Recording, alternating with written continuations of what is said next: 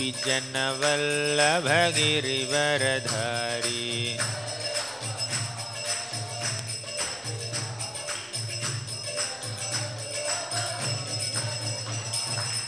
जय राधा माधव कुंज बिहारी, गोपीजनवल्लभ गिरिवरधारी।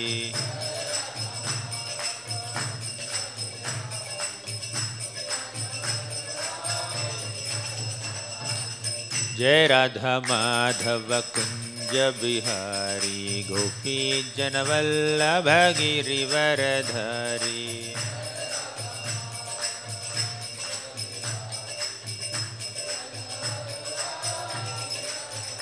जय राधा माधव राधा माधव राधे।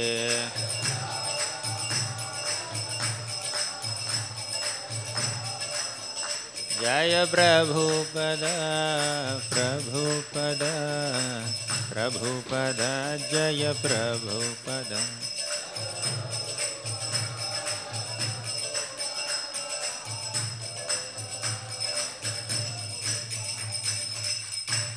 जय ओम विष्णुपाद परमहंस परिव्राजकाचार्य अष्टोत्तर शत श्रीमद् हिज डिवाइन ग्रेस अभय चरणारविंद भक्तिवेदांत स्वामी प्रभुपाद की जय। ओम विष्णुपाद परमहंस परिव्राजकाचार्य अष्टोत्तर शत श्रीमद् हिज डिवाइन ग्रेस भक्ति सिद्धांत सरस्वती ठाकुर प्रभुपाद की।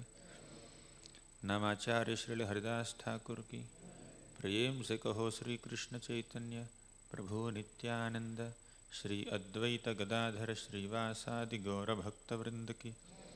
श्री श्री राधा कृष्ण गोप गोपीनाथ श्याम कुंड राधा कुंड गिरि गोवर्धन की। ब्रजभूमि श्री वृंदावन धाम की। पुरुषोत्तम क्षेत्र श्री जगन्नाथपुरी धाम की। गंगामय की जय, यमुनामय की जय, भक्ति देवी की जय, तुलसी देवी की जय, कलयुग पावन हरिनाम संकीर्तन की जय, हरे कृष्ण महामंत्र की जय, ग्रंथराज श्रीमद्भागवतम की जय। All glories to the assembled devotees, all glories to the assembled devotees, all glories to Shri Guru and Shri Gauranga. Om Namo Bhagavate Vasudevaya.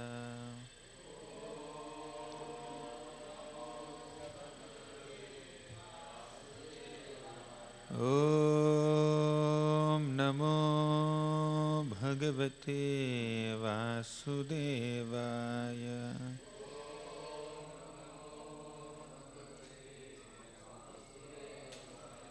Om Namo Bhagavate Vasudevaya. Om Ajnanatimmirandhasya Jnananjanashalakaya Chakshurunmilitam Yena Tasmai Shri Gurave Namaha. Shri Chaitanya Manobhishtam Sthapitam Yena Bhutale Swayam Rupaha Kada Mahyam Dadati Swapadantikam. Vandeham Shri Guroh Shri Yutapadakamalam Shri Gurun Vaishnavamscha. Shri Rupam Sagrajatam Sahagana Raghunathanvitam Tam Sajivam Sadvaitam Savadhutam Parijana Sahitam Krishna Chaitanya Devam. Shri Radha Krishna Padan Sahagana Lalita Shri Vishakhanvitamscha. He Krishna Karuna Sindho Deenabandho Jagatpate Gopesha Gopika Kanta Radha Kanta Namostute. Tapta Kanchana Gaurangi Radhe Vrindavaneshwari Vrishabhanu Sute Devi Pranamami Haripriye. Vancha kalpatarubhyascha kripa sindhubhya evacha patitanam pavanebhyo vaishnavebhyo namo namaha. Namo Vishnupadaya Krishna Presthaya Bhutale श्रीमते भक्तिवेदांत स्वामिन् इति नामिने। नमस्ते सारस्वती देवे गौरवाणी प्रचारिणे निर्विशेष शून्यवादी पाश्चात्यदेशतारिणे। जय श्री कृष्ण चैतन्य प्रभो नित्यानंद श्री अद्वैत गदाधर श्रीवासादि गौरभक्तवृंद। हरे कृष्ण कृष्ण कृष्ण हरे हरे, हरे Ram Ram Ram Hare Hare.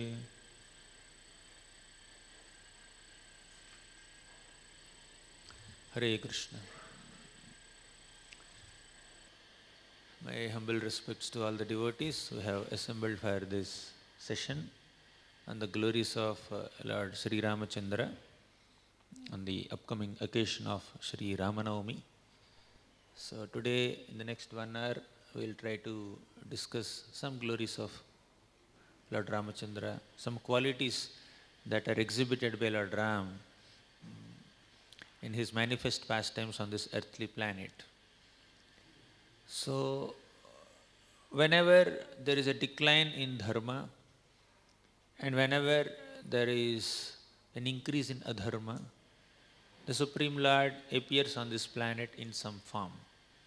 As Krishna himself says in the Bhagavad Gita, Yada yada hi dharmasya glanir bhavati bharata abhyutthanam adharmasya tadatmanam srujamyaham. Whenever dharma decreases and adharma increases, Krishna comes to reverse the situation, right? So that's the purpose of the Lord's incarnations, apart from many other purposes that he accomplishes. So, in the Treta Yuga, the Supreme Lord appeared in the form of Lord Ramachandra. And he also has his expansions, who appeared as his brothers, Lakshmana, Bharata and Shatrugna. Some scriptures say that Ram, Lakshman, Bharata and Shatrugna are the expansions of Vasudeva, Sankarshana, Pradyumna and Aniruddha. And some other scriptures say that Ram, Lakshman, Bharata and Shatrugna are the incarnations of Vishnu, Anantasesha, Shankha and Chakra. Both are correct. Srila Prabhupada reconciles these versions saying that the Lord appears several times on this planet. Sometimes he appears as expansions of Chaturvyuha and sometimes as the second version, okay, as expansions of Vishnu, Sankarshana, means Seshanag and Shankha and Chakra. So, and whenever the Lord appears, some of his personal associates, eternal associates also appear along with him. Mother Lakshmi appeared as Mother Sita. And many other devatas appeared as Vanaras. Just like when Krishna appeared on this planet in the Yadu dynasty, several devatas appeared in the dynasties of Yadu, Andhaka, Bhoja and many other places to assist Krishna in his pastimes. Similarly, several devatas appeared in the form of Vanaras to assist Lord Ramachandra in his pastimes. Right? So Ram is known for his great righteousness, dharma. And Ram is also popular as Maryada Purushottama. Very sober, very gentle, not naughty like Krishna. So, in Srimad Bhagavatam, in the 9th canto, Sukadeva Goswami summarizes all the pastimes of Lord Ramachandra in just 2 chapters, because Ram's story is already well known and Sukadeva Goswami did not have much time to elaborate on these pastimes because Parikshit has only 7 days and there are 12 cantos. So Ram's pastimes are summarized. Definitely more elaborate than many other kings in the Ikshvaku dynasty, but not as elaborate as Lord Ram's pastimes in the 10th canto. But Sukadeva Goswami gives a very beautiful Falashruti. When you hear Lord Ramachandra's pastimes, what happens to us? Purusho Ramacharitam Shravanair Upadharayan Andrishamsa Paro Rajan Karma Bandhaihi Pramuchyate. Purusho Ramacharitam Shravanair Upadharayan. When you hear the pastimes of Lord Ramachandra with great eagerness and enthusiasm and open your ear holes to allow the nectar of Rama Katha to enter in your ears, what happens? Andrishamshas paro rajan karma bandhair vimuchyate. Whatever envy that is there within our hearts is completely removed. To become non-envious, we can hear Rama Katha. Okay?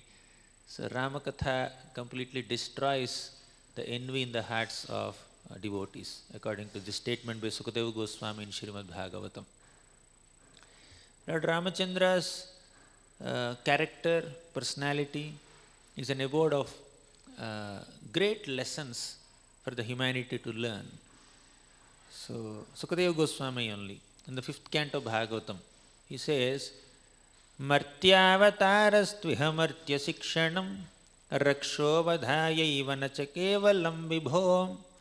The purpose of Lord Ramachandra's appearance on this planet is not just to kill the demons. Martya avataraha iha martya sikshanam. Right? Martya means human beings. This place is called Martya Loka because it's filled with people who are destined to die. Martya avataraha. The Supreme Lord appeared as an avatara in this Martya Loka. For what? Iha Martya Sikshanam, to give section, to give training to Martyas, human beings. Raksho vadhayaiva na kevalam vibho. Raksho vadhaya means to kill the demons. Killing the demons is not the only agenda of Lord Ramachandra's pastimes. Yes, he killed so many demons. He killed the king of demons, Ravana, Maricha, Subahu. So many demons he has killed, Khara, Doshana, and the 14,000 soldiers that came along with Khara and Doshana to fight with Ram. Single-handedly he killed them within less than an hour. Right? So Ram has killed so many demons, but killing the demons is not the only reason for Lord Ramachandra's appearance. Ram appeared to train all of us in dharma. He is an ideal king. He is an ideal husband. He is an ideal brother. Ram is an ideal son. Okay. So all the qualities attain their perfection when Lord Ramachandra exhibits those qualities. In the 10th canto of Bhagavatam, there is a beautiful shloka that describes the glory of Krishna. Yanmartya leelau payikam svayoga mayabalam darshayita grahitam vismapanam swasya cha saubhagardhe parampadam bhushana bhushanangam. The shloka describes that the ornaments that Krishna wears are not exactly his ornaments. He is an ornament for his ornaments, right? Generally, when a person wears ornaments, he or she appears beautiful. But when Krishna wears ornaments, ornaments appear beautiful, not Krishna, right? Krishna increases the beauty of ornaments, right? With that same ornament that is adorning Krishna's beautiful form, if someone else wears the ornament will not appear so beautiful. Because Krishna is wearing the ornament, it appears so beautiful, right? So just like Krishna increases the beauty of his ornaments, Lord Ramachandra increases the beauty or glory of his qualities. Generally, a person who has good qualities is glorified. But in Ram's case, Ram is not glorified for having great qualities. The qualities are glorified because Ram exhibited them, right? The quality of being an ideal king is glorified when Ram exhibits it. The quality of being an ideal son is glorified when Ram exhibits that quality. The quality of being an ideal husband or ideal brother or ideal person, Maryada Purushottam, a person who exhibits forgiveness, a person who exhibits tolerance, a person who exhibits detachment. Ram exhibited great detachment. When Kaikeyi called Ram and said, tomorrow is the muhurta for your Pattabhisheka, but your Pattabhishek is not happening. Oh, then what's the plan? you have to go to Vanavas. Okay, sure, I'll go. Right? Totally detached.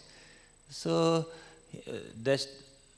when the night passes, early in the morning, he is supposed to be sitting on the throne, but within just few hours, overnight the decision changes. You are not sitting on the throne, you can't even stay in Ayodhya also. Get into the forest. For 14 years you cannot come to Ayodhya. That's the order he given to him.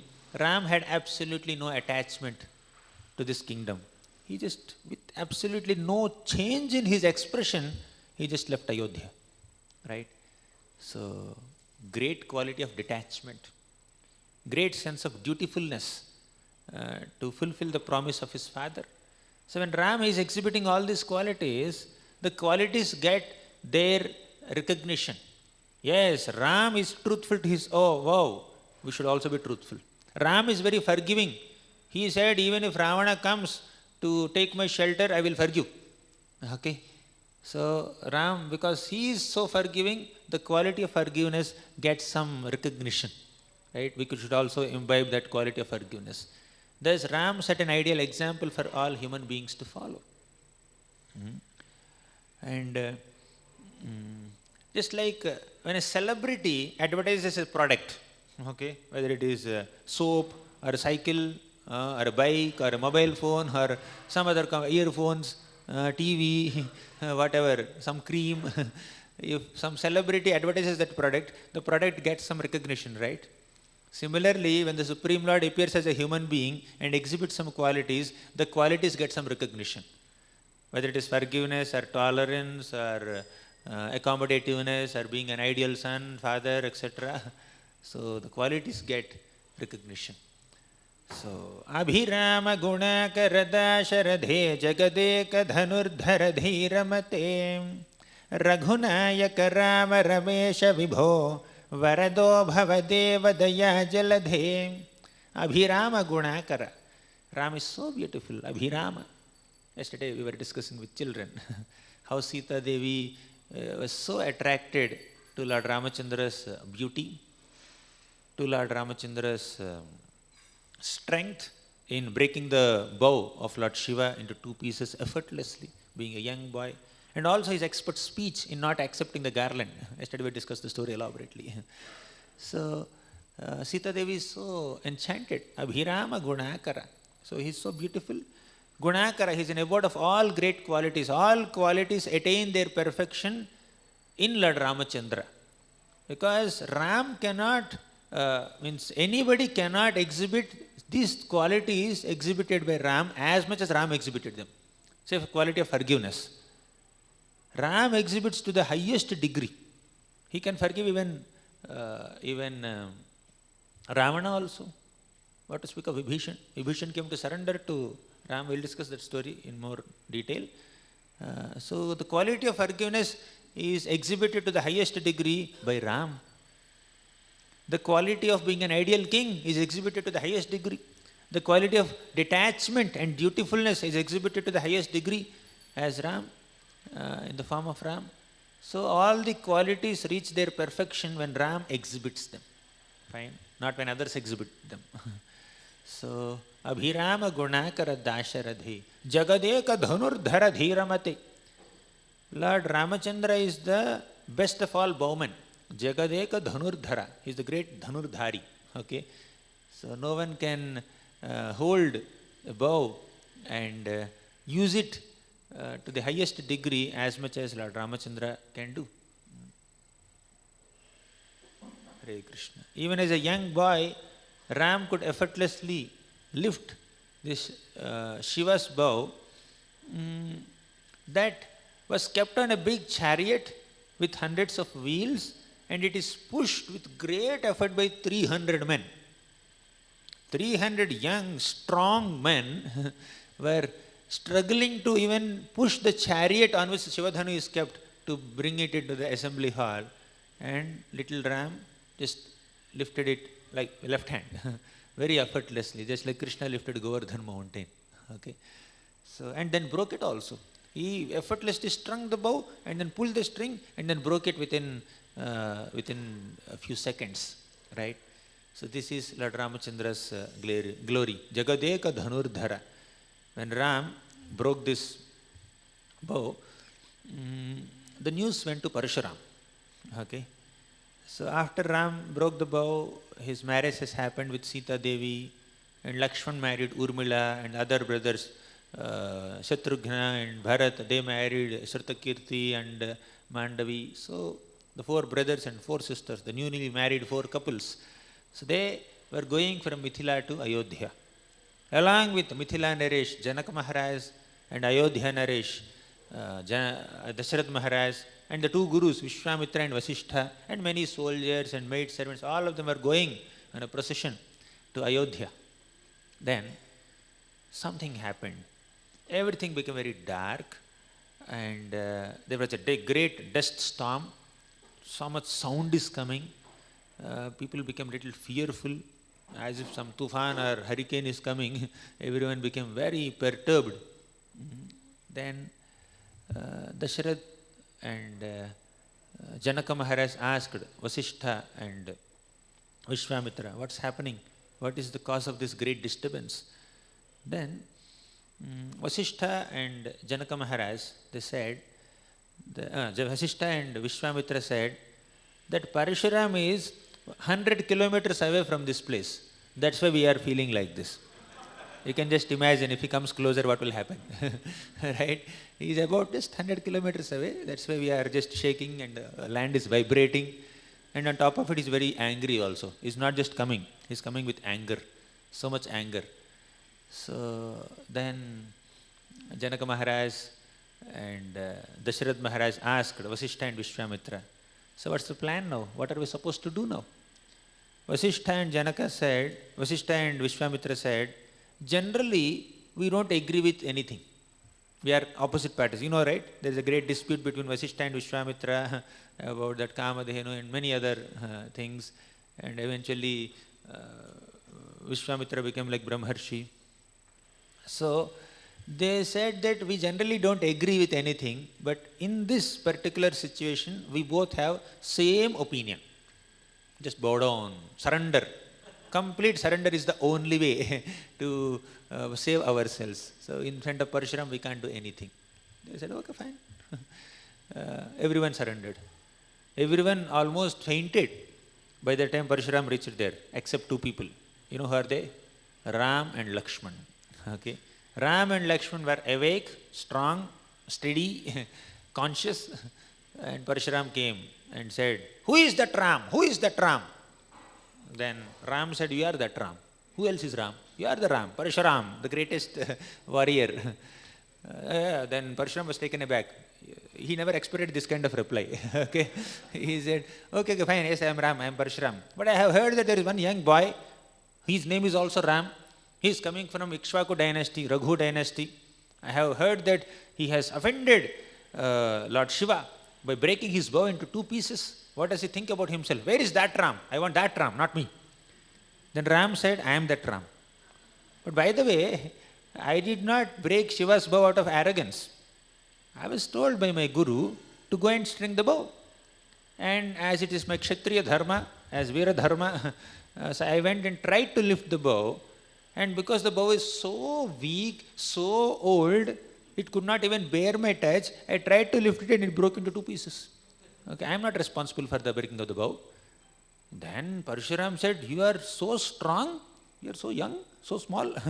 You are so strong that you are considering Lord Shiva's bow to be so weak, so old, that you can break it. Do you think who am I? I am Parshuram. I have come here to destroy all the demoniac people, all the bad people here. Then Ram said, yes, all bad people are meant to be destroyed, but that job is supposed to be done by me. Parshuram was surprised. Done by me means you will do. What am I supposed to do? I have already destroyed them 21 times. Right? I thought I have some more task pending. And you are saying you will take up the task. So Parshuram was a bit surprised that young Ram is giving such kind of reply. Then Parshuram said, you know what is this? He showed his Parshu, axe. So he showed this axe just to announce that I have killed 21 times several impudent Kshatriyas with this axe.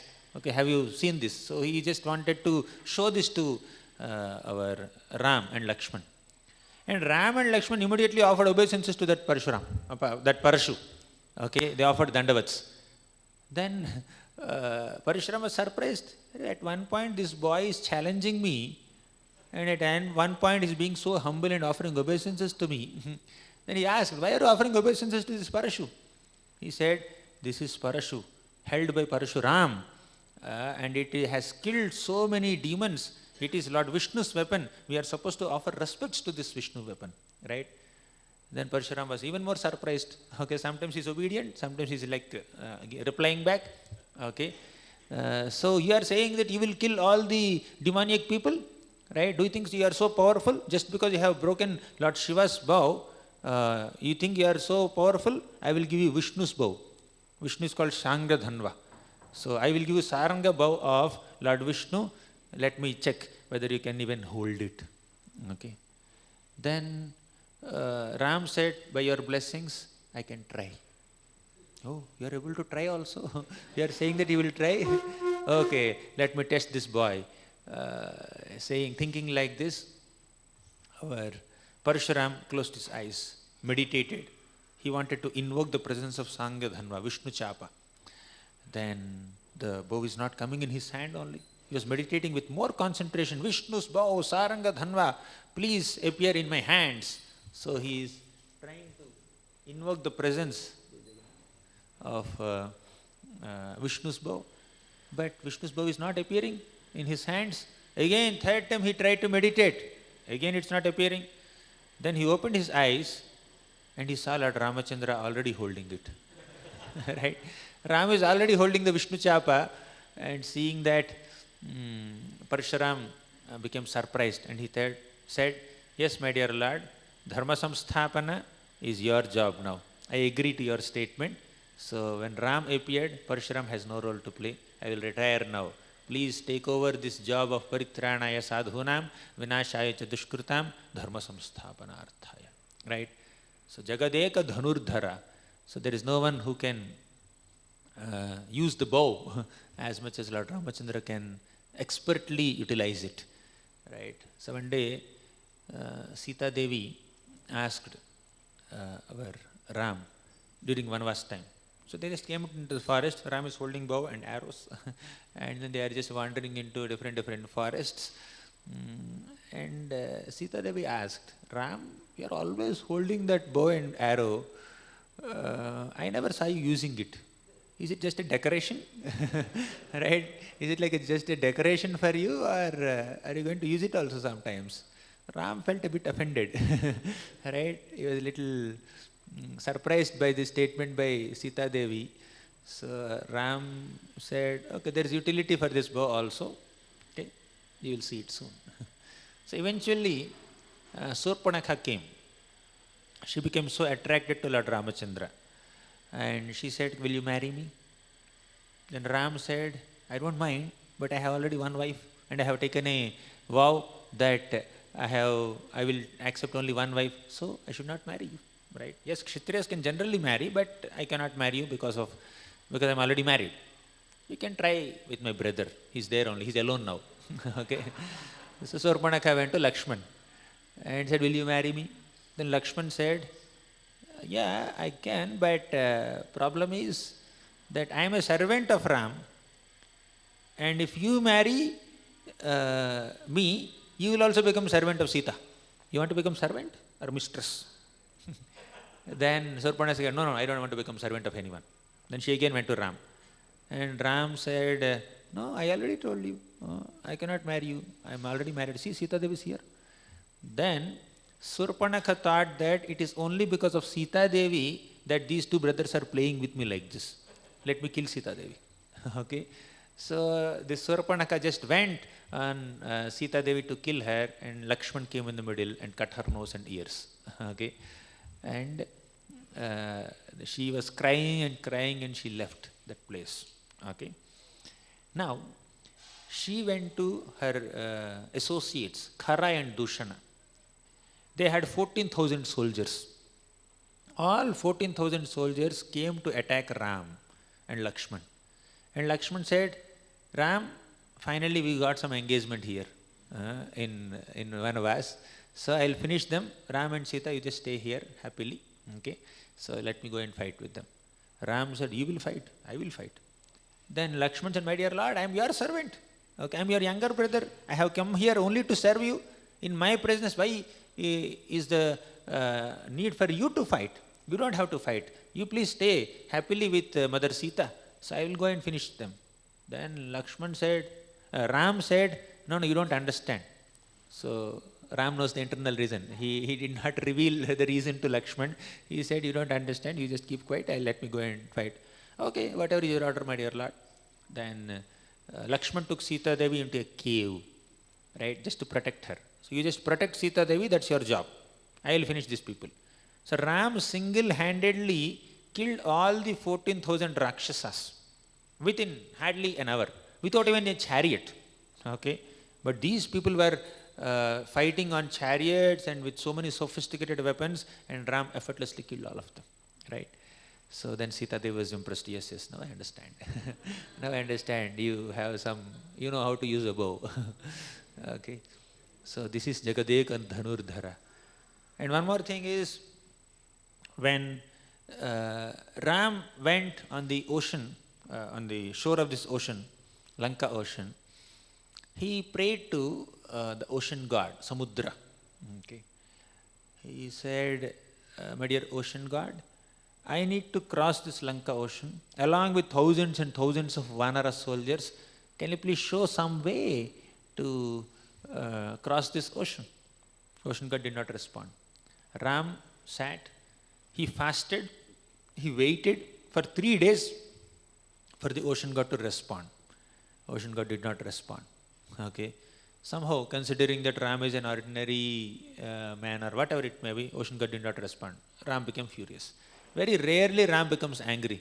This is one of such instances where Ram became angry. He was so furious with his reddish eyes, he picked up his bow and he did not even release an arrow. He just did his tankar, dhanush tankar, just pulled the string and then released. Just by the sound of that dhanush tankar, all the aquatics in the ocean became perturbed. All the alligators and whales and sharks in the ocean also became so perturbed, and ocean god got arti plate. Okay, along with some of his associates. He ran to Ram and said, my dear Lord, please forgive me, please forgive me. We have this kind of intelligence, very poor intelligence. We could not recognize your glory. Please forgive me. I will do the needful. So, one day, Varuna Dev in Krishna Leela did an offense to Krishna. Here the ocean god did an offense to Ram. Something similar happened in Krishna Leela also. One of the servants of Varuna kidnapped Nanda Maharaj. He had some wrong calculations of Ekadashi, fast breaking time and all that. He considered that Nanda Maharaj is taking bath in water at a wrong time and he arrested. Then Krishna went there just to attack Varuna. Okay, he was extremely furious. How dare you offend my father? Okay, with that mood he is going, and Varuna already got the signal. So Varuna did not take any chance now. So he already knew that Brahma, the greatest of all devatas, offended Krishna very recently. And very recently Indra also offended him by creating a devastating rainfall. Now I am the third devata in the queue, right? So let me not go through the experience of Brahma and Indra. I will personally go. And he is waiting. He told Nanda Maharaj, please sit on this Simhasan, right? You please be comfortable, be happy. At any moment Krishna and Balram can come here. You just be here, be happy. So, and very restlessly, Varuna is walking from the place where Nanda Maharaj is sitting and to the entrance gate, right? He's just walking like this. And he told his servants, make the arti plate ready, okay? Get the chamar and Vyajan ready. So Krishna and Balram can come at any time. Then, as expected, Krishna came very furiously. What's happening, Varuna? Then Varuna immediately went with arti paraphernalia and said, my dear Lord, please forgive me. I am really sorry. My servant, he has absolutely no sense. He has kidnapped your father without knowing whose father he is. and he doesn't even know the proper calculations of Ekadashi. It's my mistake. On behalf of my servant, I beg forgiveness from you. Please forgive, please forgive. So because he surrendered, Krishna forgave him. Right? So something similar happened here also. So Ram saw the ocean god. Oh, you didn't respond? I'm sorry. Sorry, my dear Lord. Please don't dry me up. Okay? So you can dry up also. Just like Yamuna gave way to Vasudev for crossing, for taking Krishna across. Similarly, ocean god also can do that. Now ocean god is saying that, my dear Lord, my waters will not cause any impediment to you. You can just cross. Along with your thousands and thousands of vanaras, no problem. However, I have one request. What is that request? Please make a bridge across the ocean. Bring all kinds of stones and some wood and mountain peaks and make a nice bridge. Then, like some people may question, if Varuna can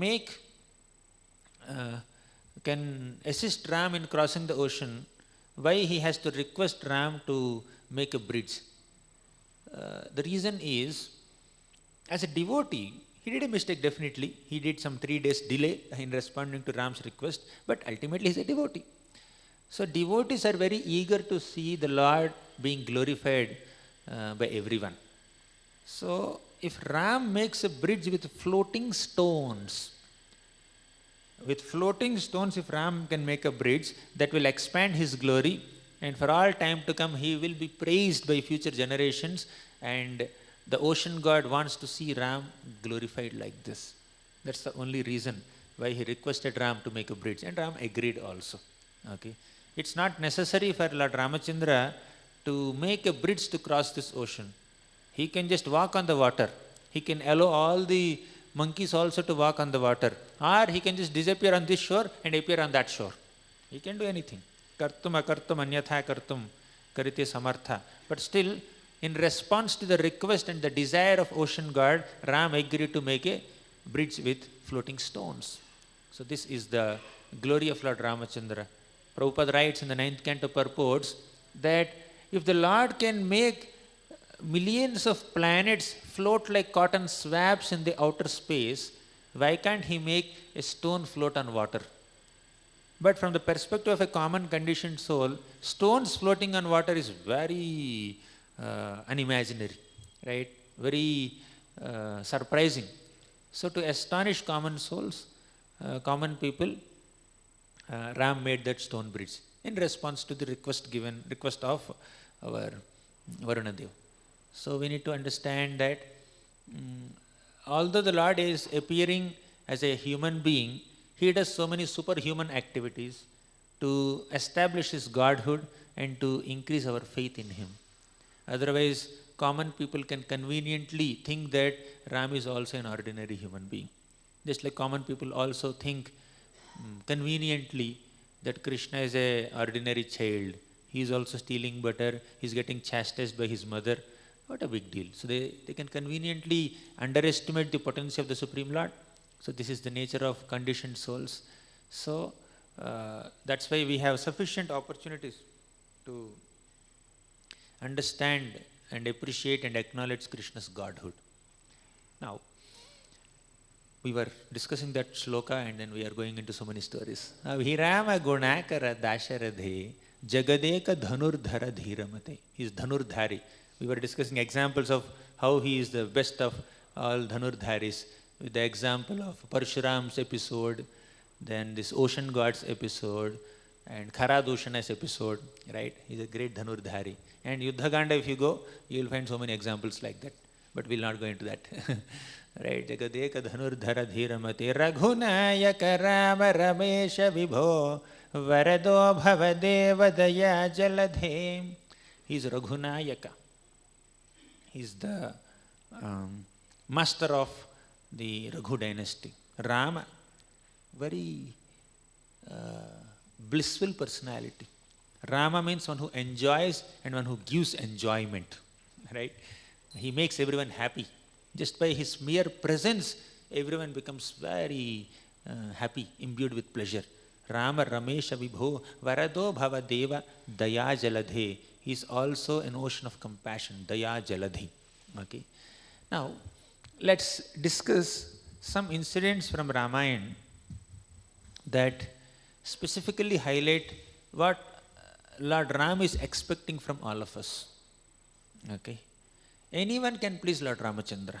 It's not necessary that we have to be very qualified to please Lord Ramachandra from a material calculation. Na janmanonam mahato na saubhagam navan na buddhir na kritistosha hetuhu.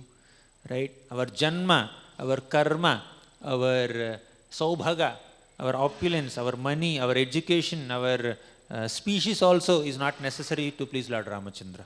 Right? Na janmanonam mahato na saubhagam navan na buddhir na kritihi tosha hetu. Janma is high birth. Mahato, greatness. Saubhagam, opulence. Janmanonam mahato na saubhagam. Navan means, vak means eloquence, ability to speak nicely. Your presentation capabilities cannot impress Lord Ramachandra. You may be an eloquent speaker. That doesn't mean you impress the heart of Lord Ram. Okay? Na buddhi. You may be very great intellectual and scientist. That may not impress Lord Ramachandra. Na buddhir, na akriti. You may be very handsome and very beautiful. It's not necessary that Ram gets impressed by that akriti. Tosha hetuhu. These are not the reasons for Lord Ramachandra's satisfaction. Right? Only love can satisfy the Lord. Only sincere devotion can satisfy the Lord. Ram has different kinds of devotees. Guha. Who was Guha? A tribal person. That boatman. He could impress Lord Ramachandra. Okay. And who is that? Jatayu, a vulture, can impress Lord Ramachandra. Hanumanji and many other Vanaras, they could please Lord Ramachandra. Jambavan, a bear, he could impress Lord Ramachandra. Vibhishan, a demon by birth, right? He became a great devotee of Lord Ramachandra. Shabari, an ascetic lady, she became a great devotee of Lord Ramachandra. So Ram has devotees not only amongst Kshatriyas or Brahmanas or some celebrities. Ram has devotees even in non-human species also. Great devotees. Ram is impressed with sincere service. Whether it is Hanuman who is bringing big boulders and rocks and mountain peaks to construct the Lanka bridge, or whether it is a simple squirrel that's just pushing some sand particles and small stones and pebbles for the construction of the bridge, both can equally please Lord Ramachandra. It's not the magnitude of our service that impresses Ram, it's the attitude behind the service that impresses Lord Ramachandra. Right? So the Lord sees our heart. The Lord sees the attitude more than the magnitude of our activities. So there is one beautiful shloka that says, Vyadhasya charanam dhruvasya chavayo vidya gajendrasya ka kubjaya kimunama rupamadhikam kim tad sudam no dhanam vamshah ko vidurasya yadavapater ugrasya kim paurusham bhaktya tushyati kevalam na chagunaihi bhakti priyo madhava. Vyadhasya acharanam. What is the great etiquette or culture that is known by this Vyadha, exhibited by Vyadha, hunter? Dhruvasya chavayo. What is the age of Dhruva Maharaj, 5-year-old kid? Vidya Gajendrasya ka. Is Gajendra a great Pandit or scholar? Gajendra is an elephant, right? Vidya Gajendrasya ka. Kubja ya kimu nama rupa madhikam kim tad sudham no dhanam. Kubja. Was she so beautiful? She was a hunchback lady, right? Kimun Rama nama rupa madhikam. Her rupa is not so great, right? Kim tat sudam no dhanam. Sudama is a poor person. He does not have even sufficient wealth to fill his belly or wear a dhoti properly, right? But still he could impress the heart of Lord Ramachandra, Lord Krishna. Right? Kim tat sudam no dhanam. Vamshah ko vidurasya yadavapater ugrasya kim paurusham. What is the great Vamsha of Vidura? He is just a Dasiputra by birth, but is a great devotee at heart. Yadavapater ugrasya kim paurusham. What is the paurusha of Yadavapati, Ugrasena? He is not known to be a great warrior who could fight with great courage. He is simple. He was arrested even by Kamsa. supposed to be his own son, right? Bhaktya tushyati kevalam na cha gunaihi bhakti priyo madhava. Madhava is impressed only with bhakti. Therefore, he is called Bhakti Priya Madhava. Bhakti Priyo Madhava. Okay. Bhaktya tushyati kevalam. Only bhakti can impress him. Nacha gunaihi, not your external qualifications. Okay. So Ram has devotees amongst tribals, amongst ascetics, amongst sages, amongst brahmanas, amongst kshatriyas, amongst demons, amongst monkeys, amongst bears, amongst squirrels, amongst vultures. See, different varieties of devotees Lord Ramachandra has, right? So this is the greatness of Lord Ramachandra. There's a beautiful shloka that comes somewhere in Padyavali.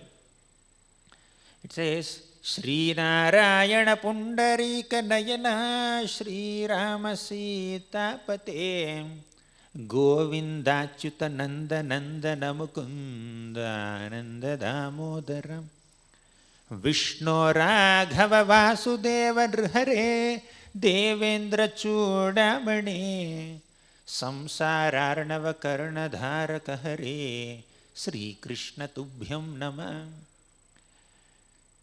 Sri Narayana Pundarika Nayana. Oh Narayana, Pundarika Nayana, one who has beautiful lotus-like eyes, lotus petal-like eyes. Sri Rama Sita Pate. Oh Rama, supreme enjoyer. Sita Pati, husband of Mother Sita. Sri Rama Sita Pate. Govindachyuta Nanda Nandana Mukunda Nanda Damodara. You are Govinda. You give pleasure to all senses and all cows. Govinda Ananda Mukunda, right? Mukunda, Govinda Achyuta Mukunda. You are Achyuta. You never fail in your affection towards your devotees, right? Govinda Achyuta Nanda Nanda Namukunda Nanda Damodara. Nanda Nandana. You give great pleasure to your devotees who serve you in fatherly affection. Mukunda, you give liberation. Lord Ramachandra, although he is exhibiting his human pastimes, he also exhibited his divinity and godhood in giving mukti to Jatayu. Jatayu did so much service to Lord Ramachandra. Even at the cost of sacrificing his own life, Jatayu fought with Ravana to protect Sita Devi in service to Lord Ramachandra. So Jatayu had two options. Knowing that Ravana is such a furious, cruel demon, very powerful demon, and knowing that I don't have the ability to confront with Ravana, Jatayu could have stayed back and given the news to Ram. Ram, your wife is kidnapped by Ravana. He could have done that, but Jatayu did not choose that option. Jatayu, out of his overwhelming devotion for Lord Ramachandra, he thought, I cannot just give this news to Ram. Whatever ability I have, whatever strength and power I have, let me utilize this to confront with Ravana and try to save Sita Devi to the best of my ability. So he fought. For a long time he fought with Ravana, and his wings were cut by Ravana. And he just fell from the sky. From such an altitude, he just fell from the sky, just giving up his life. So Jatayu's love for Lord Ramachandra is like fatherly affection, and in response to that affection shown by Jatayu, Ram performed the final rites of Jatayu just like a son performs final rites to father, right? When the father is departed. To this degree, Ram could bless Jatayu, right? Govindachyuta Nanda Nanda Namukunda Nanda Damodara Vishnu Raghava Vasudeva Drhare Devendra Chudamani. Vishnu Raghava, one who is coming from the Raghu dynasty, right? Devendra Chudamani, many other names of the Lord are mentioned, right? This one shloka describes multiple forms of the Lord. Nrhare, you are Narasimha also, to protect your devotees. Devendra Chudamani, Samsararnava Karnadharaka Hare Sri Krishna Tubhyam Nama. You deliver your devotees from this samsara arnava. Samsara Arnava means the ocean of material existence.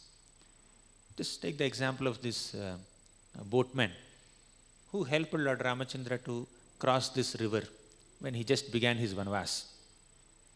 So, before boarding the boat only, this Kevat was saying that, my dear Lord, please allow me to wash your lotus feet.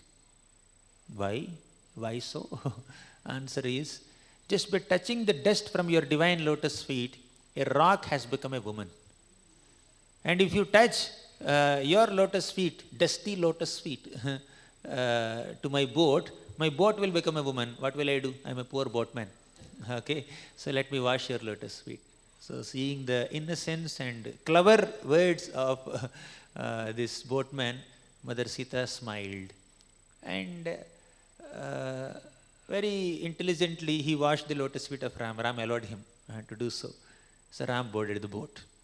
And this boatman is very lovingly rowing the boat. And impressed with his innocence and devotion and service attitude, Sita Devi took out a ring and offered it to Ram and indicated, you please gift it to him. And Ram took that ring and gifted it to this boatman. And the boatman said that, Ram, what is this? You are giving this to me as a payment for helping you cross this river? No.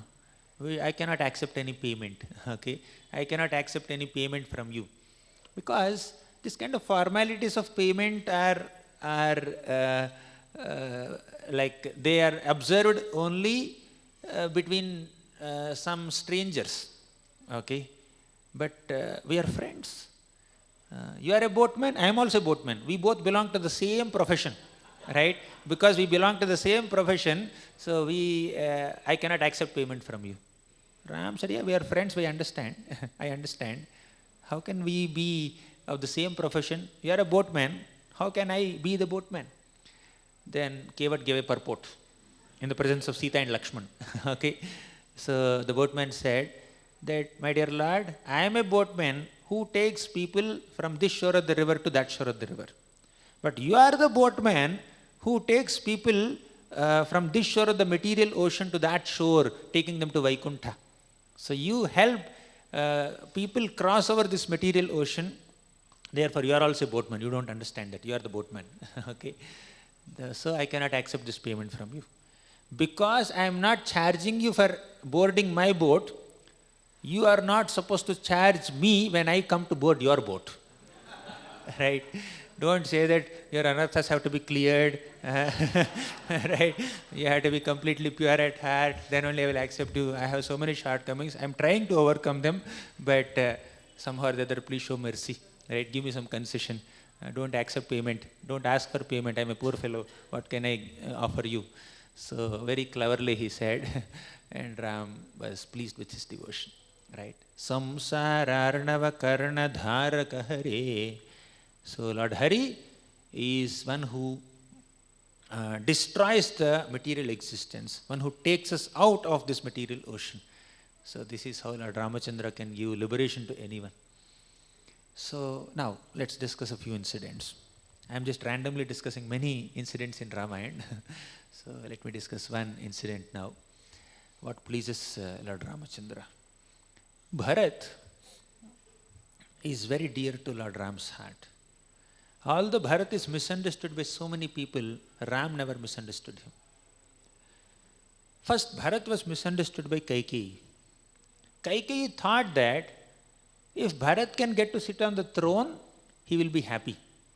I will somehow ask some benedictions, some boons from Dasharath Maharaj and make Bharat the king, and Bharat will be very happy. Kaikeyi misunderstood the intentions of Bharat.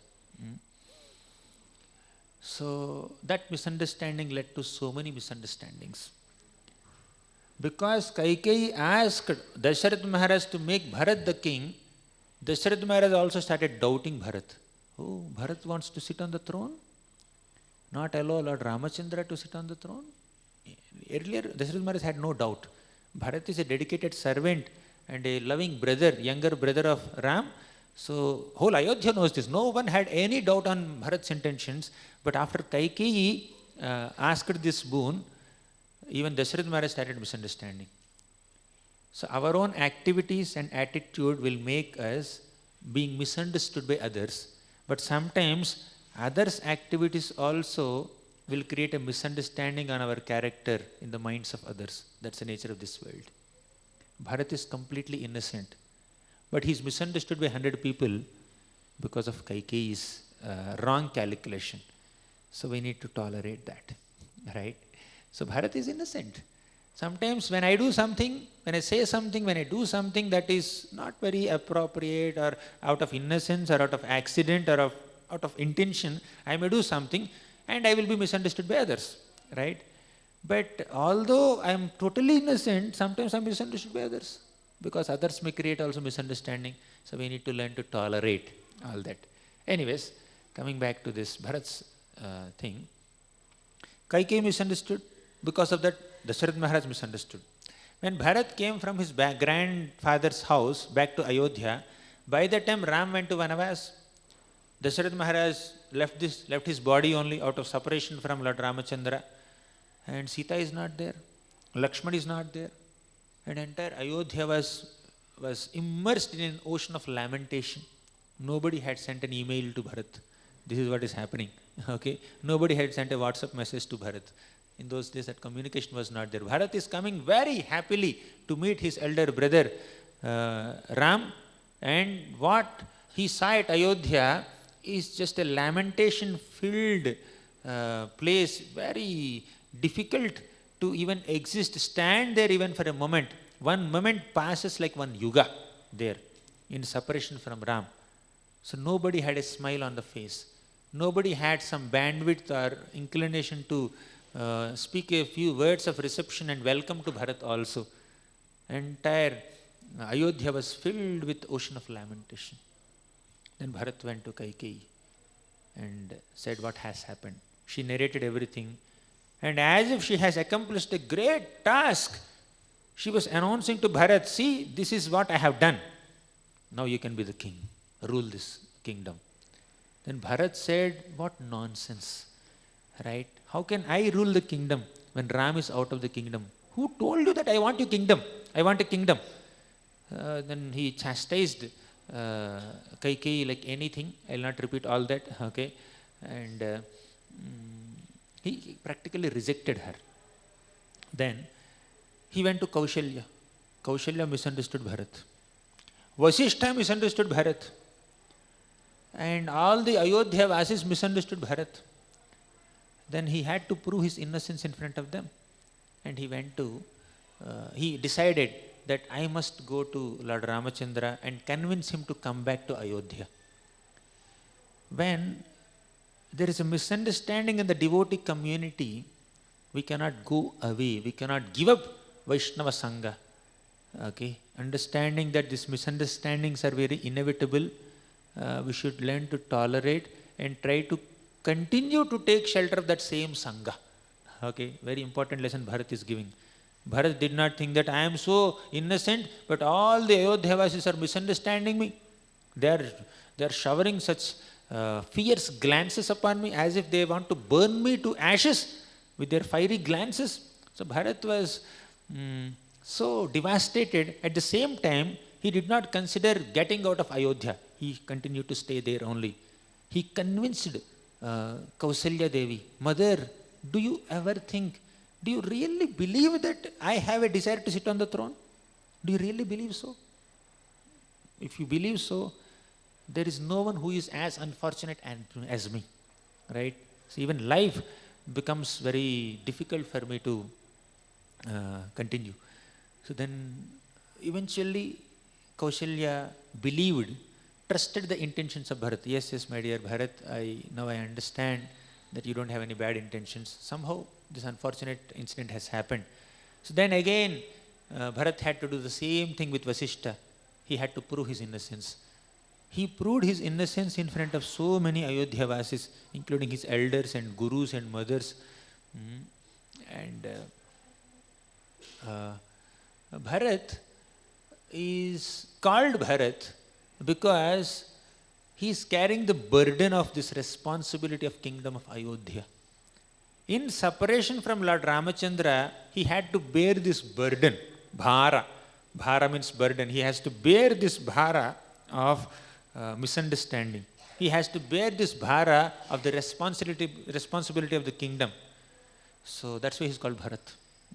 Lakshmana is called Lakshmana because he's Lakshmi Sampanna.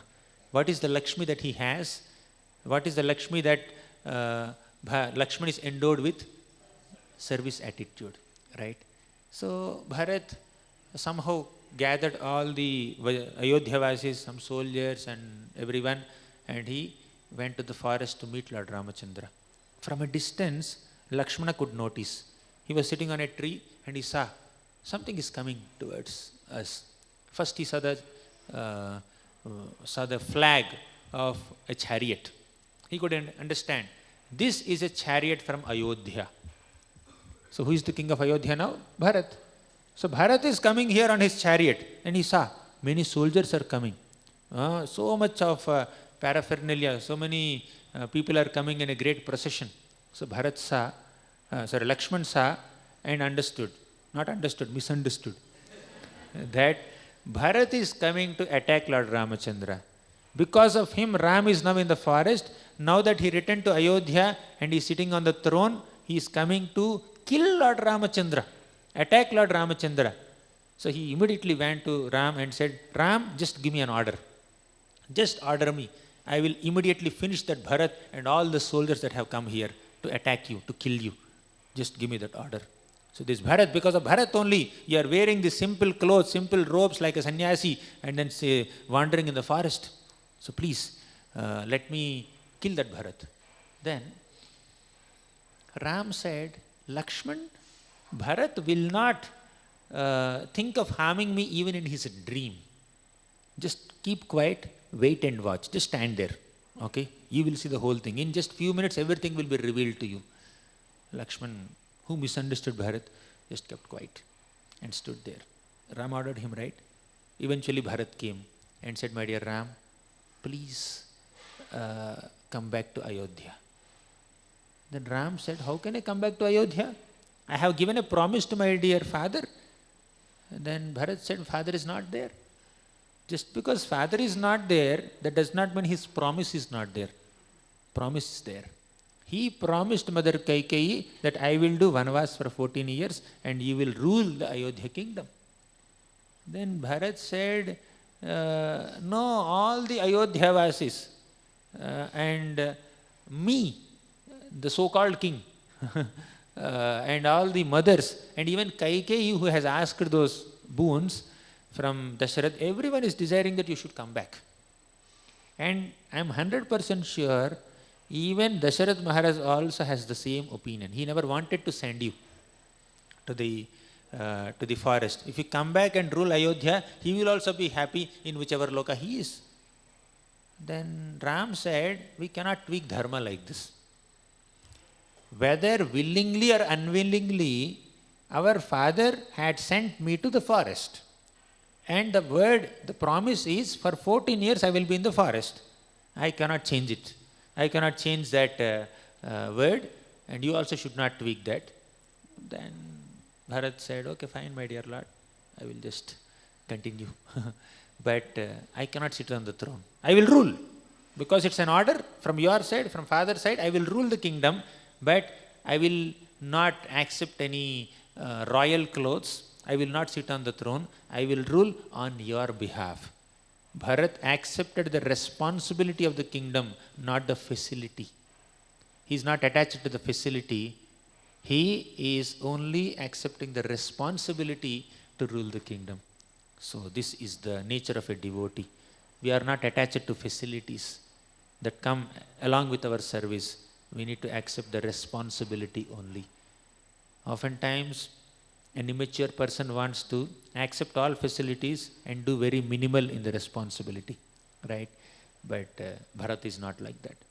So Bharat accepted the sandals, the shoes of Lord Ramachandra, placed them on the throne, installed them on the throne. He coronated Lord Ramachandra's shoes on the throne of Ayodhya, and he sat as a humble servant and he managed all the affairs of the kingdom. for 14 years. Now coming back to this Lakshman's case. Now Lakshman understood that he has misunderstood Bharat. Lakshman now had full trust on the intentions of Bharat. So eventually Ram continued his Vanavas, and one day, on one fine day, two demons came in disguise to the hermitage of Lord Ramachandra. You know who are the two demons? Number one, Ravana came in the disguise of a Brahmana sage. Number two, Maricha came in the disguise of a golden deer.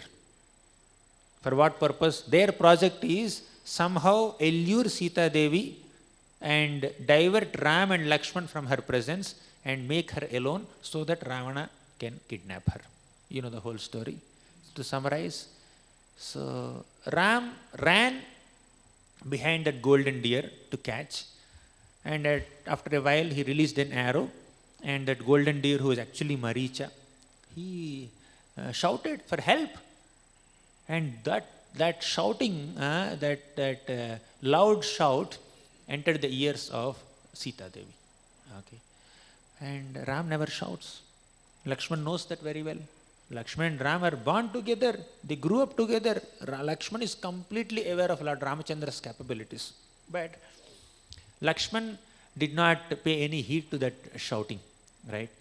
But Sita became so anxious for the safety of Lord Ramachandra. Very anxiously she came out and said, Lakshman, Lakshman, your brother needs your help. Please go, go. Then Lakshman said, my dear mother, my brother will never shout for help like that. He's a Kshatriya. Maybe some demons must have attacked him. He needs help. No demon has the ability to stand in front of my dear brother Ram. So much of discussion was happening.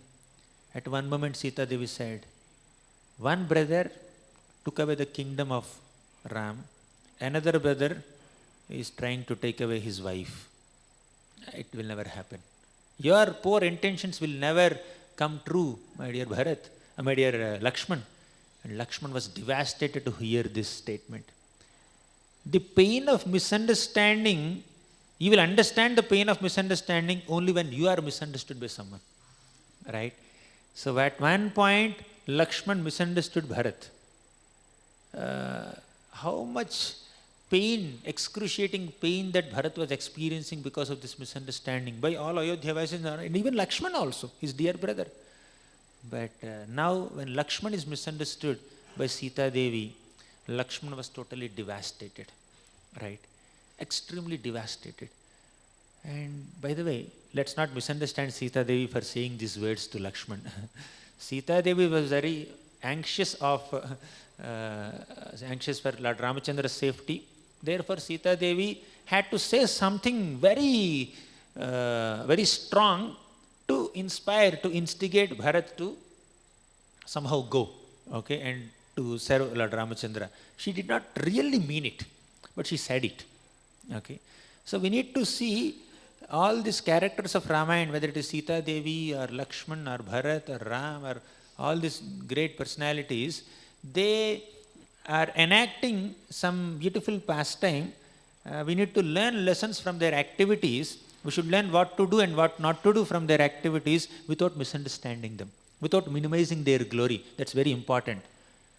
Just because Sita misunderstood Bharat, that does not mean we misunderstand Sita, right? So Sita Devi is Sita Devi. So she said as a part of the pastime so that we get a lesson. So Sita misunderstood Bharat, apparently, right? But her intention was love for Lord Ramachandra only, not with any other thing. She never doubted the intentions of Lakshman in any way. Okay, but she said it. Very, very painful statements. Lakshman did not even look at Mother Sita's face fully, right? He was only offering obeisances to her divine lotus feet, right? So, of course, he recognizes. That does not mean he never recognized who is Sita. But point is, his focus is on the lotus feet, okay, as a loving son, as a loving servant. But when Sita Devi said this, Lakshman was devastated and he was obliged to go. He was obliged to go and assist Ram, so-called assistance. He is convinced that Ram doesn't need any assistance, right? So when Lakshman went all the way to Ram, Ram chastised him. Ram said, why did you leave Sita Devi alone? That was just some Maricha, some demon who came in the disguise of a deer. I killed him, I finished him. Can't you trust how strong I am? Do you think that Rakshasa Maya can do anything to me? Why you have to give up my order of protecting Sita Devi and come here, leaving her alone? So here Sita is chastising, there Ram is chastising, where will Lakshman go? Right? Lakshman thought that Lakshman has given up his sleep also. 14 years he did not sleep only. Lakshman has given up his sleep, and Lakshman has tolerated separation from his wife Urmila for 14 years. He did not have to tolerate. He is very happy serving Lord Ramachandra. After I did so much of sacrifice to serve Lord Ramachandra, Ram is chastising me, Sita is chastising me.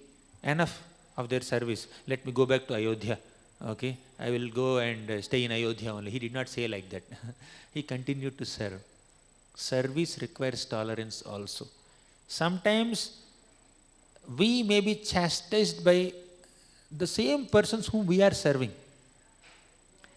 Okay, but still a devotee continues to serve despite being chastised, despite being misunderstood by the master only sometimes, right? So that is love. Sometimes mother tries to feed the child and the child becomes little aggressive, or he doesn't listen to the mother. He may misunderstand, he may just throw away things out of anger or whatever, innocence or ignorance. But will the mother stop serving the child? Mother will continue to serve the child. Okay. So, because there is love there.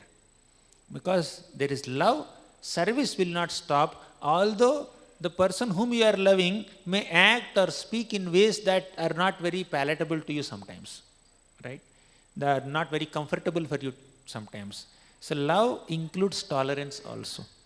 When there is love, there is a lot of tolerance. So, anyways, Lakshman is misunderstood now. Moving the story, let's fast forward the story a little bit. And after Lord Ramachandra killed Ravana, Sita Devi came in front of him. Okay. Again, this reunion of Sita and Ram has caused great jubilation to the hearts of Hanumanji, Sugriva, Angada, Nala, Neela, Jambavan, all the monkey warriors, and even Vibhishan. So many people become so happy to see Ram and Sita coming back together. But Ram said, Sita, I cannot accept you. I cannot accept you because you stayed in someone else's home for 1 year almost. How can I accept you? I will not accept you. Ram knows at the heart of his heart Sita's purity, Sita's dedication. When Ravan came constantly bothering Sita Devi, you become my king, you become my queen. So what did he say? What did Sita do? She took small blade of grass and kept there. In front of Lord Ramachandra, you are not even this blade of grass.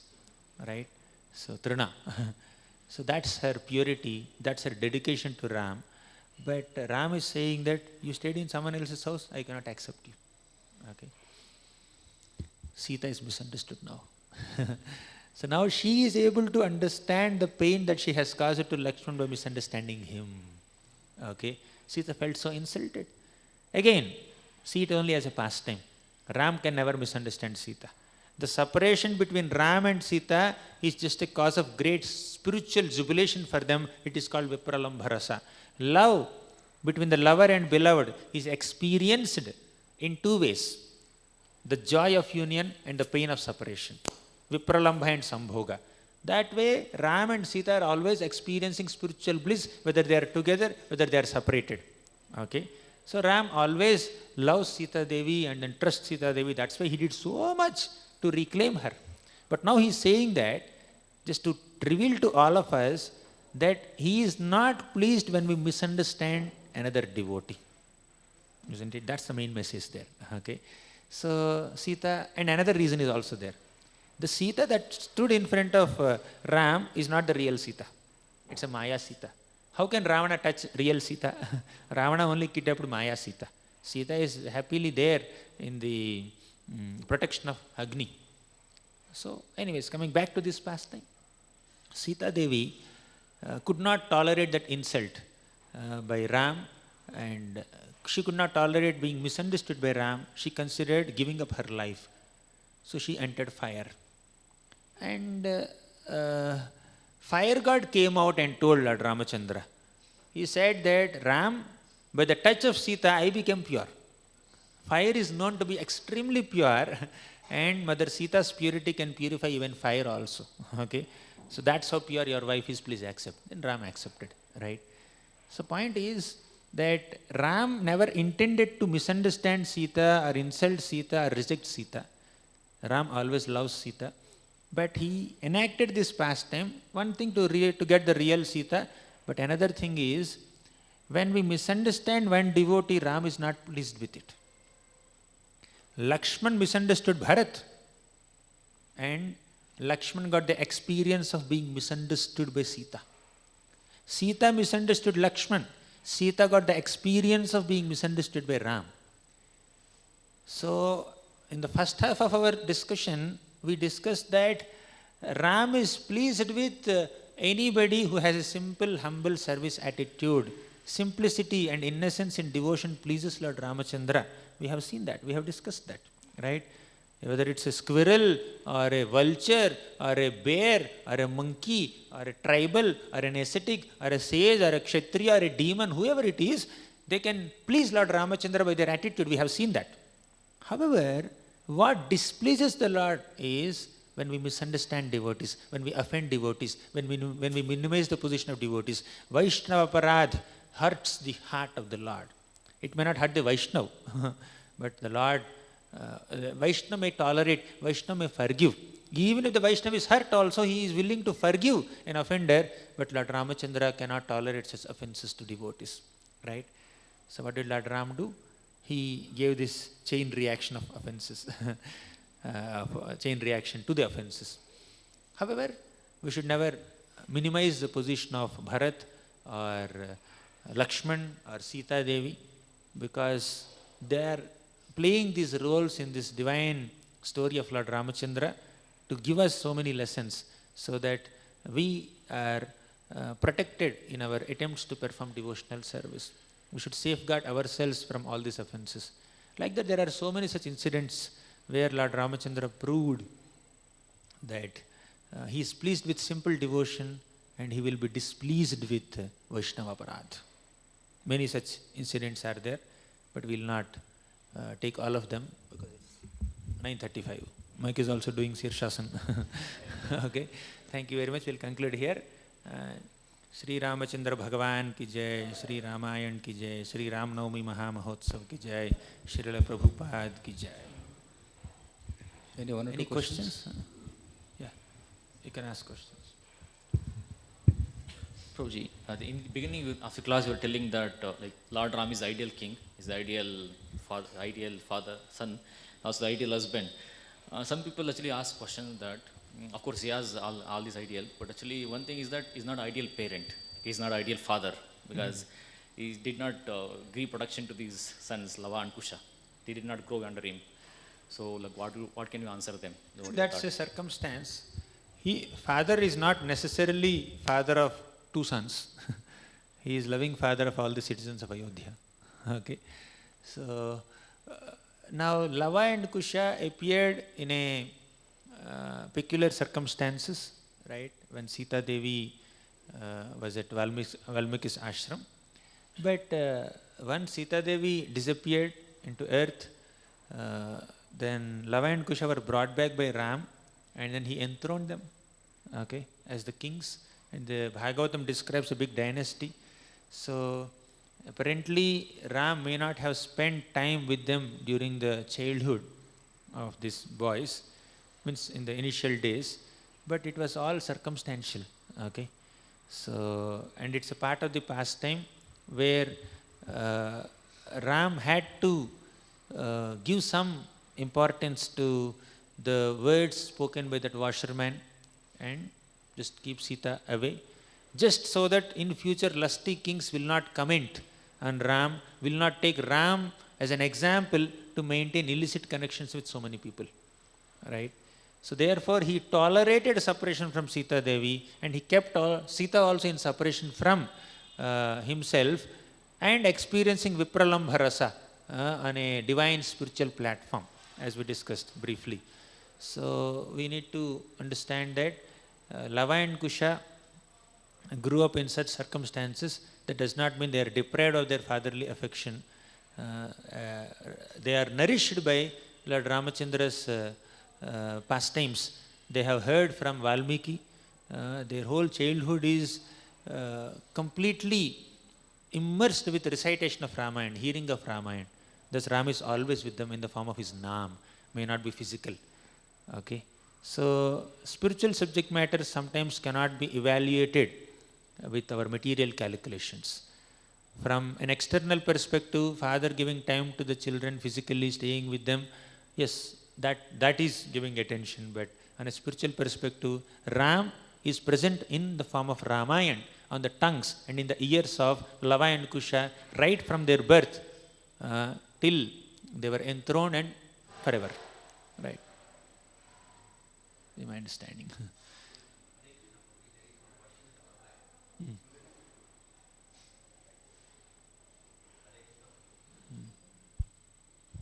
Hare Krishna, Prabhuji. Thanks for giving so many understandings. What can we learn from the pastime of Mother Sita's exile? I think you repeated. Banishing. Yeah, I mentioned it, right? So, Ram, when he banished Sita Devi, the reason was this, who is that? Washerman. He has commented on Sita Devi. And in fact, that also came in the form of some kind of glorification only. I am not as great as Lord Ramachandra to accept you back. Although Sita Devi lived for 1 year in someone else's house, Ram accepted Sita Devi back. I am not so great. So he was speaking to his wife. Okay. So there are multiple reasons. Anyway, the question has come up. Let me give little more elaborate explanation. So, point number 1. When Washerman commented like this, Ram felt that in future lusty kings will quote me as an example and they will maintain illicit connections with anyone and everyone. Okay, saying that Ram lived with Sita Devi although he stayed in someone else's house. So, to avoid that, Ram, just to protect all of us from such kings who have a tendency to maintain illicit connections, so Ram had to tolerate separation from Sita Devi. Point number 1. Number 2, Sita Devi understood the intentions of Lord Ramachandra.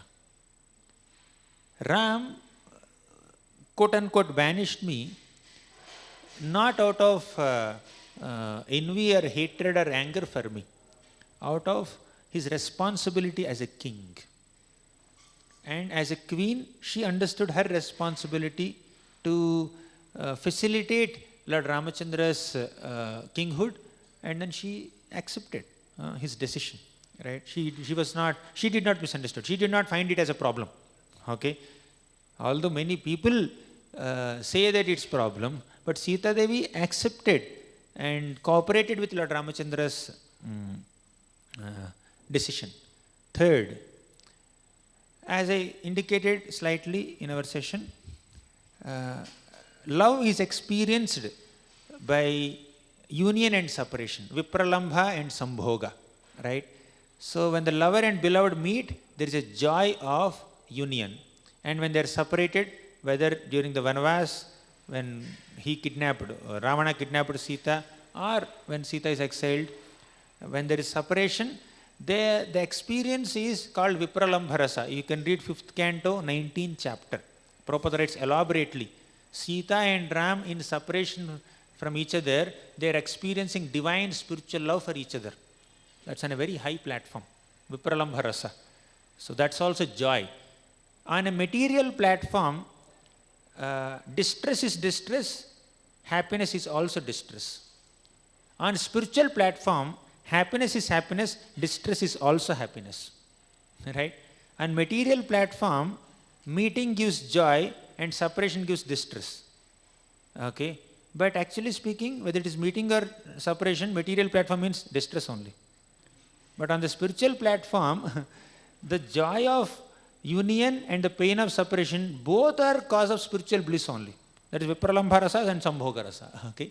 So there is absolutely no diminution in the love and rasic exchanges between Ram and Sita, although there is a separation. Okay? So we discussed three things. Now fourth is, according to Uttarakanda of Ramayana, once Sita Devi just took one parrot, separated one parrot from the female parrot. She was so excited with the speaking of the parrot, and she just took that parrot for herself. Okay. Then the female parrot who was pregnant at that time, she said, because you are separating my husband from me when I am pregnant, you will be separated from your husband when you are pregnant.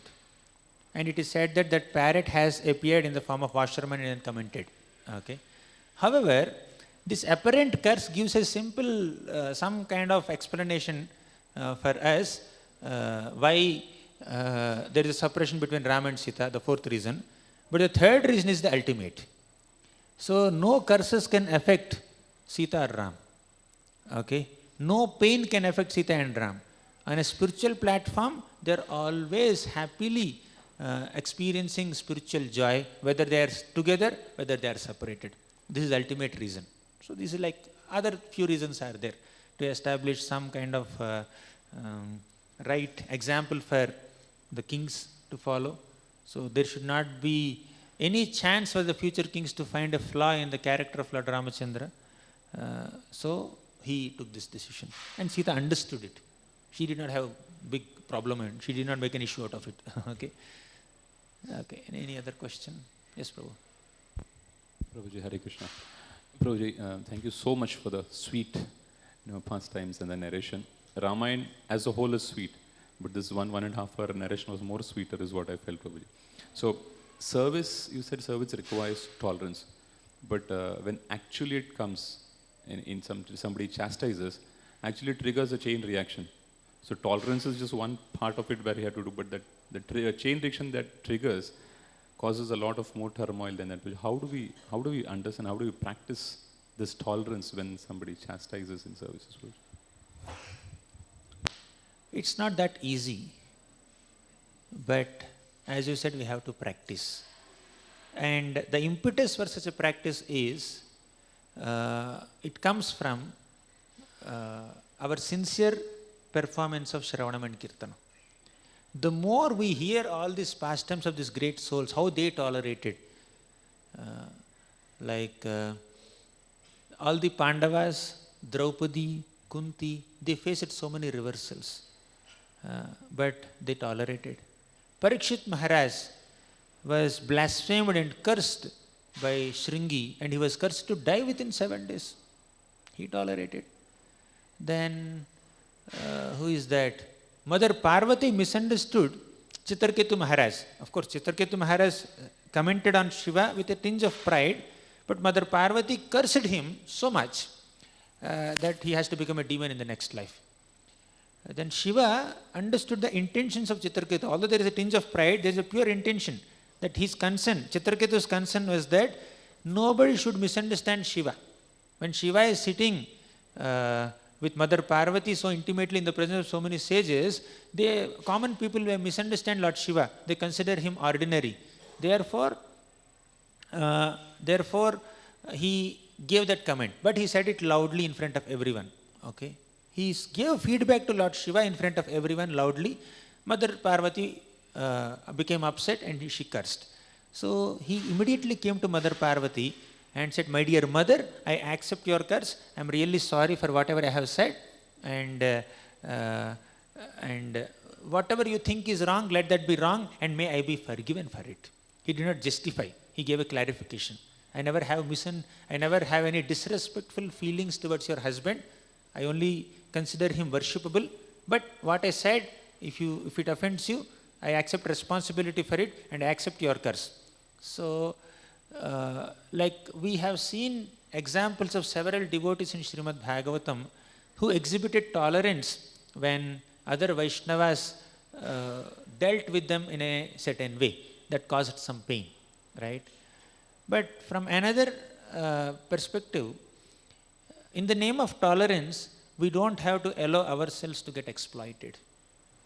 Right? In some cases, we need to tolerate, definitely, especially when it is coming from our own dear devotees or some seniors may chastise. So younger people should tolerate, right? Out of respect, out of gratitude. So when there is gratitude, respect and love, tolerance becomes a natural byproduct of that respect and gratitude. When you value the relationship, tolerance becomes very easy, right? So intolerance comes when we don't have sufficient value for the relationship, right? In all ordinary cases. But when the nature of abuse is very intense, then we may have to have a discussion, right? We need to mention it. This pains me in this way. And if needed, we may have to escalate the matter to some senior Vaishnavas who can make some difference there, right? So in the name of tolerance, we don't have to allow ourselves to get exploited or abused too badly, right? So these are a few perspectives. There is much more that we can discuss, but I hope this makes some sense. Thank you. Hare Krishna Prabhuji, there is one question from online. Divya Gaurangi Mataji, you can unmute yourself and ask the question. Hare Krishna Prabhuji, Danvat Pranam. Thank you so much for wonderful class, Prabhuji. Very sweet katha and very nourishing. Prabhuji, my question is, you nicely explained about how devotees' misunderstandings happen. If someone misunderstands, that could be the reaction of us having misunderstood other devotees. But at the same time, it pains the heart of the Lord. So that part is really very striking, that how can we hurt the Lord? And Vaishnavas, they forgive. But Prabhuji, then it affects our relationships with devotees, and we want to have very loving relations with devotees for also sake of our own sadhana to happen joyfully in Krishna consciousness. So Prabhuji, what is the way forward? The mistake is done. It cannot be undone, and there is a regret in the heart of sadhaka because they are struggling. But then how to make those relations better, Prabhuji? Whatever has happened may not be undone sometimes. You cannot always press Ctrl Z after typing. But we can take care so that it doesn't repeat in future, right? We may not be able to rectify something that has already happened, but we can take care, sufficient care that it doesn't repeat it again. That much we can do.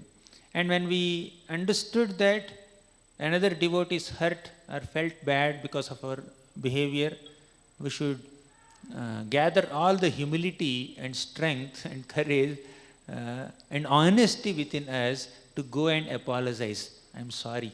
Okay. So most of the misunderstanding related problems are solved at that level when we keep aside our egos and with some humility go and beg forgiveness from the devotee whom we have hurt in some way, small or big, right? So we need to say sorry. We should be humble enough to say sorry when we recognize, at least when we understood that we have caused some pain to them, right? So that's important. Apologizing for the mistake which is already done and being careful not to repeat such same mistake again. So these two things are the answer to your question.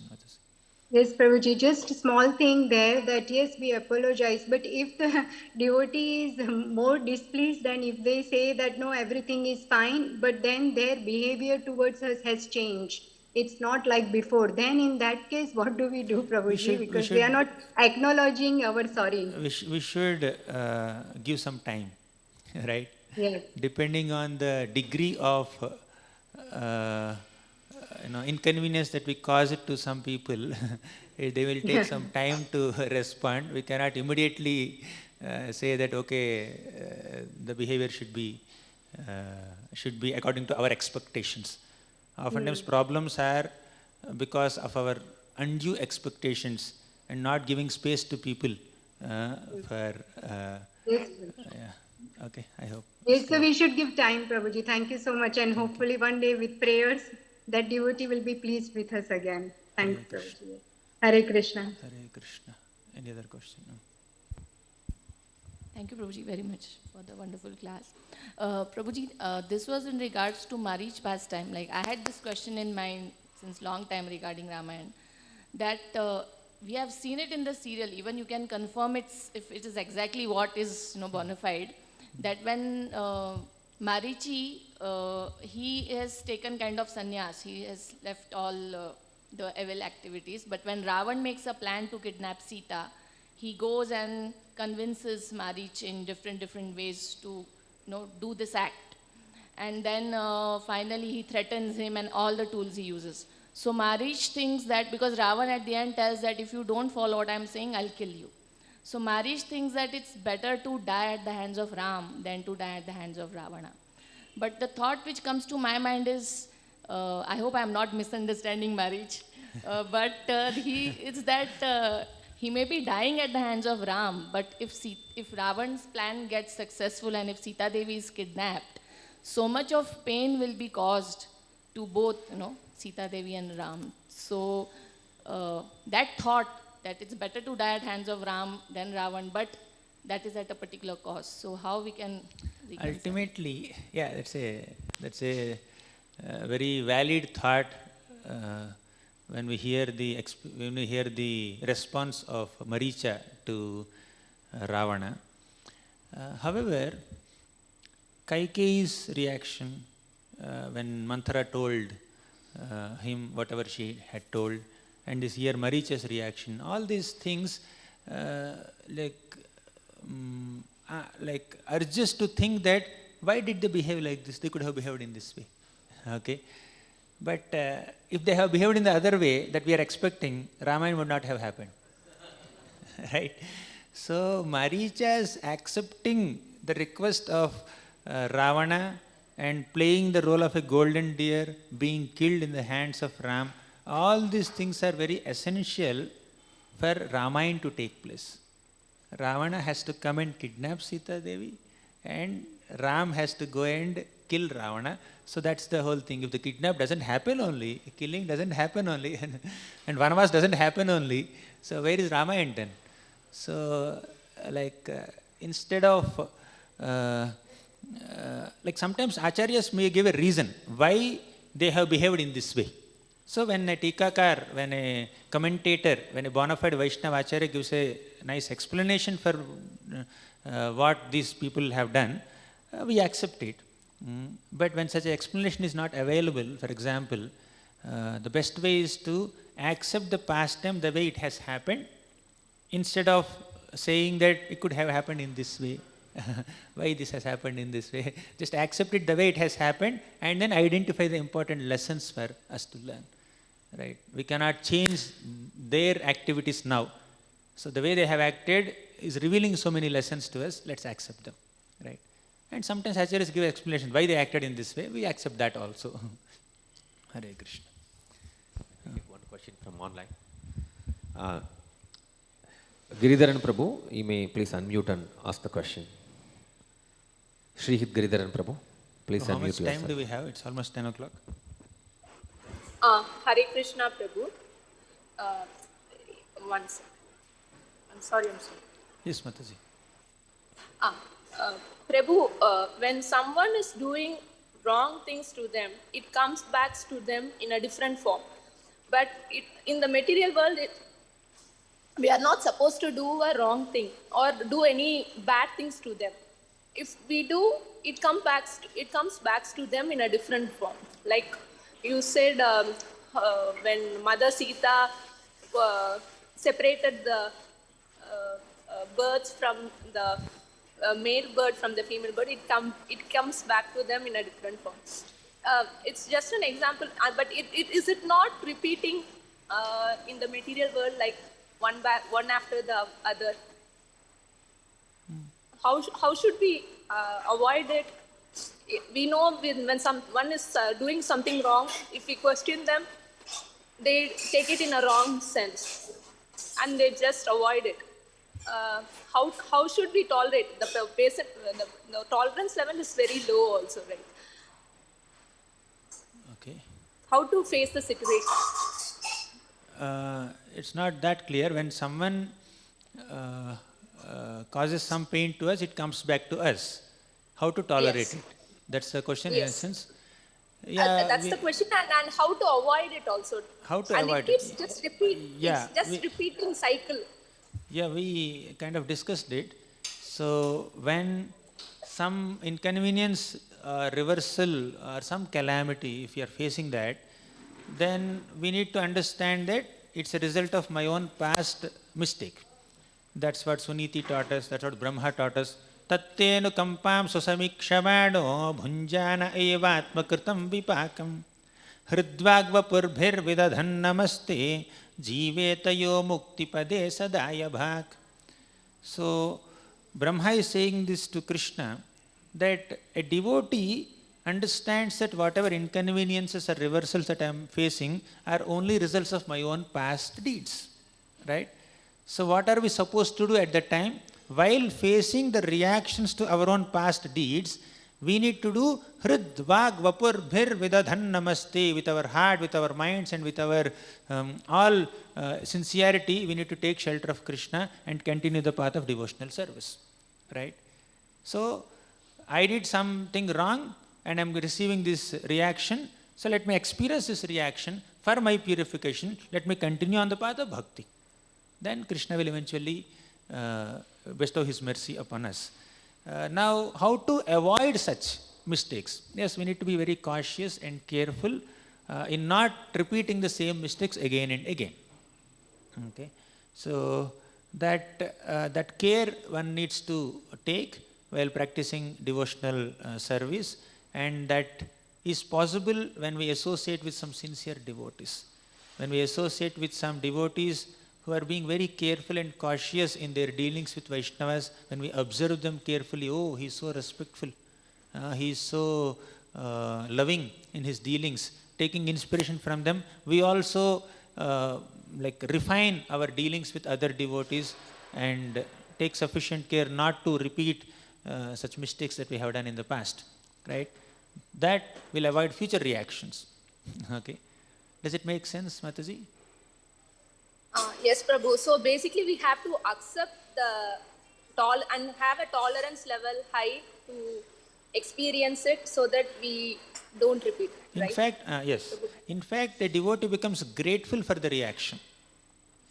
Now, let me give you two examples. Indra offended Krishna in the Govardhan pastime. Yesterday morning we discussed, right? So Indra offended Krishna by creating a devastating rainfall in Vrindavan. Okay, what happened then?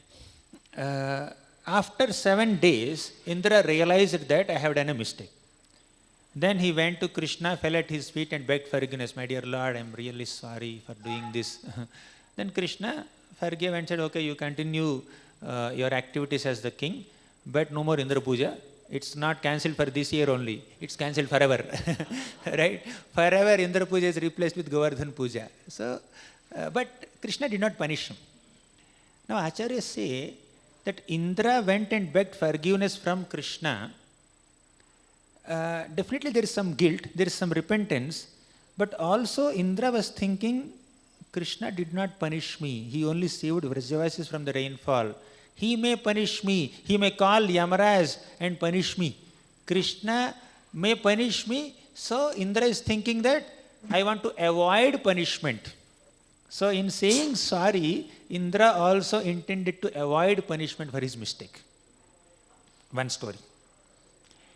Next story is Parikshit Maharaj. Parikshit Maharaj kept a dead snake around the neck of Shamik Rishi. Fine. And he came back to his palace and he started reflecting on his own activity. How could I keep a dead snake around the neck of Shamik Rishi like this? It's too much. I did an offense to a Brahmana who is doing meditation. He did not give me water because he was in meditation. But I became so offended and kept a dead snake around him. It's such a great offense. Let me be punished for my mistake. Let there be some calamity in my life. So Parikshit did not just expect punishment, he desired punishment. When we do a mistake, we need to expect a punishment. Expectation is fine. But he desired a punishment. Let me be punished for my misdeed. so that I don't repeat the same mistake again, so that my relatives or citizens or people who are connected to me will not get affected by my mistake. Sometimes it so happens that when I do some mistake, it may affect someone who is close to me also, right? So therefore, a devotee is one who gratefully accepts punishment or the reaction for the misdeed he or she has done.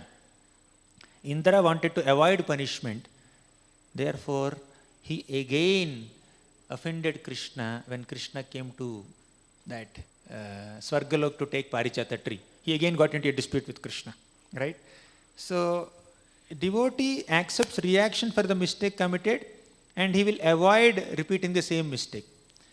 But sometimes when we try to avoid punishment, avoid the reaction, there is a possibility that we might repeat the same mistake again. Of course, it may take some time for us to rectify ourselves. We may not become perfect completely overnight.